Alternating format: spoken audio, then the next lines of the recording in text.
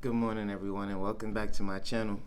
So, today I wanted to talk about how long it took me to actually get started in the stock market and in the real estate market. So, we're going to compile this into just one video. So, when I started investing in the stock market, I was only 18 years old.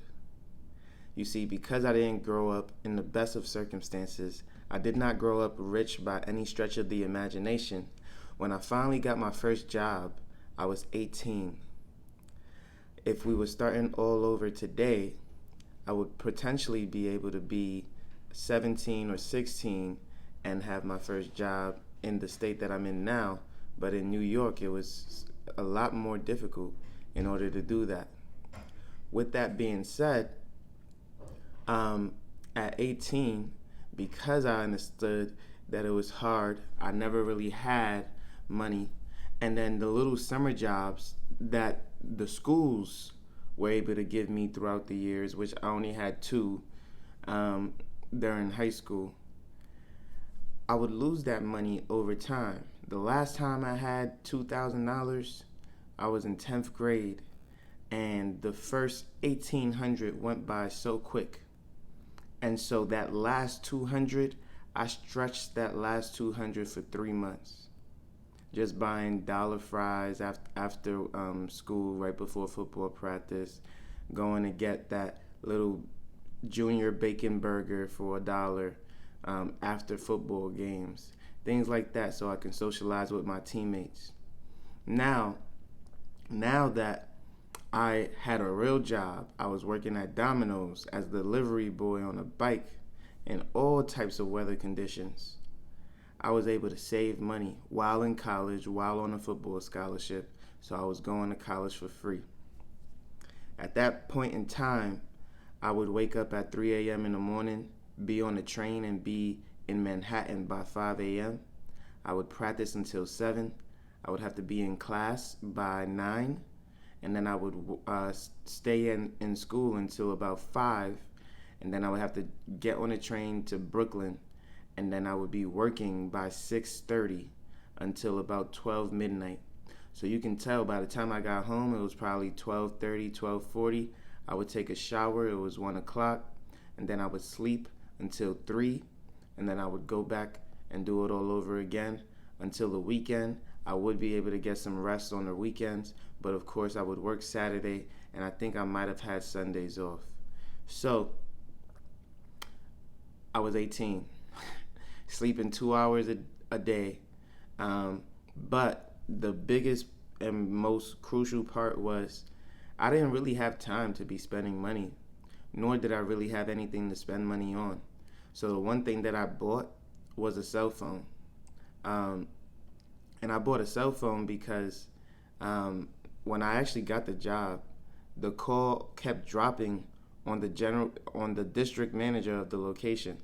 So he actually got mad at me and he said, "You know what? Just come into the office and we'll talk to you there."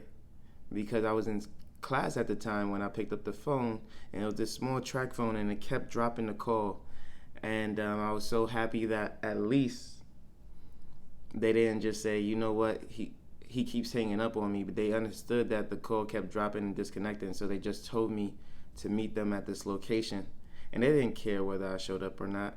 But when I showed up, they said, "Hey, you know you're going to be riding a bike." I said, "Yes." "You know you'll be driving in the winter." I said, "Yes." They said, "Are you okay with that in this neighborhood?" I said, "Yes." I came in sweatpants, no suit and tie, because every time I dressed up in a suit and tie, I would never get the job because I had no work experience. I was just fed up. I was frustrated. I was willing to do anything. And they gave me the job. With that, about 8 months later, I was able to um, save up about $10,000. While I saved up that $10,000, the tips that I would get every month, I knew it down to a science. I would always end the month with $200 in tips. No matter what I did, it would always be $200 in tips. If I worked a little extra, if I did 2, 3, 4 more deliveries, I would always end the month with the same $200 in tips. It was as if I could not make less and I could not make more. And so it was very easy for me to calculate what I was doing. And when I would go and buy sandwiches and Snapples at the corner store, it would always be with my tip money and never with the money that I actually worked for. So I have $10,000. I changed schools. My friend is investing in the stock market, utilizing penny stocks. He was investing in pennies just like his father, and I decided, you know what, I'll give it a shot. I saw it. He showed me his phone. I saw it. I was like, man, there has to be other things that I can invest in that's not pennies. I got $10,000. I can invest in something more than that. So I put $2,000 in. My first big purchase was investing in myself. And then I started playing with the stock market at 18 going on to 19. And that was my first dive into the stock market. The first app that I ever used was Robinhood. Now, to transition into real estate, I graduated college. I went back home. I was working 3 jobs so that I wouldn't look like someone who was unsuccessful, someone who did not meet expectations. As I'm working these 3 jobs, I get a job offer from Amazon to move to New Jersey. I asked Amazon if I can change to Ohio because my uncle influenced me to move out to Ohio. With that, I got a travel relocation package, which went towards my vehicle, and I was able to move out of my uncle's place within 30 days and get my own spot. In the meantime, my uncle would always take me out to look at properties with him, and then one day, he pulled out his phone, similar to how my friend pulled out his phone for the Robinhood account. But this time, instead of trading pennies, he showed me something that I was not used to seeing. He showed me that his house had appreciated by $20,000. Now, it's funny that I'm a buy and hold real estate investor, so appreciation is a part of the game. However, I'm more focused on cash flow, similar to the stock market where I focus on dividends. So, when I saw the $20,000 in appreciation, I said, wow, I only made $2,000 this year in the stock market. $20,000 is 10 times more, and he hadn't done any additional work. Didn't have to manage his portfolio, didn't have to do half of what I was doing in the stock market. To be honest, a lot of people think real estate is hard work, but it's truly how you manage it. Same way with the stock market, it's truly how you manage it. All can be easy, but we can make it difficult for ourselves.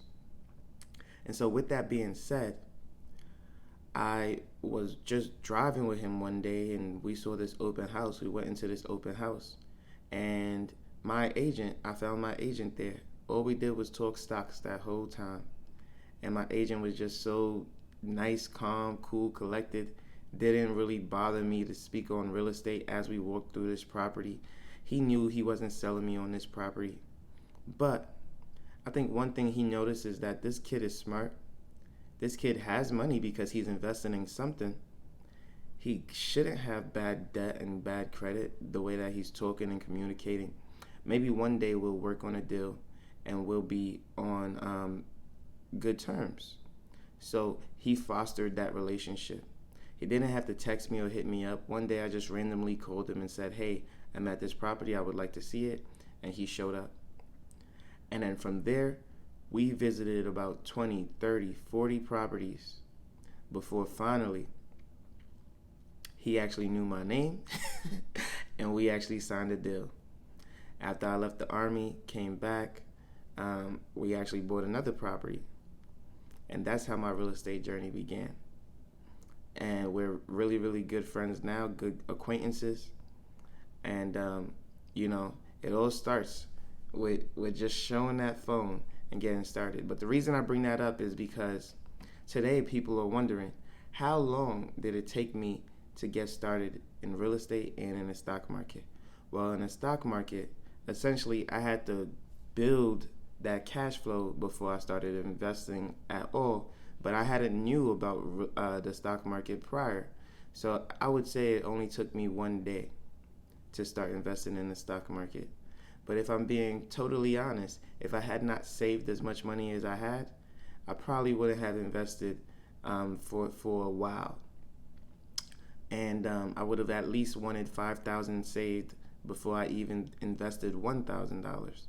So, with that being said, I would say it took maybe 11 months for me to get started in the stock market on my investment journey. When I started real estate, when I finally got my hands on some real estate, it took me 10 months before I purchased my first deal. That was from flying out to Ohio, not knowing anything about real estate. For the first month, I was just focused on a car, focused on my aunt who was pregnant, and focused on moving out. So that first month probably didn't even count, but I'm going to include it anyway. And so I would say it took me 11 months to purchase my first property. And for about 4 of those months, I was going door to door, looking at different investments, looking at different opportunities. I could have bought so many times, and I let a lot of properties slip through the cracks. At least 4 or 5 properties I could have bought during that time, which I didn't. And we finally said, you know what? Out of frustration, we'll buy this one. And it has been a cash flowing king for me ever since. The best investment that I've ever made. Alright, so if you like this video, make sure you leave a like, comment, and subscribe. You know I post every single day at 8 a.m. daily on YouTube and Rumble. And I can't wait to see you on the next one. Peace.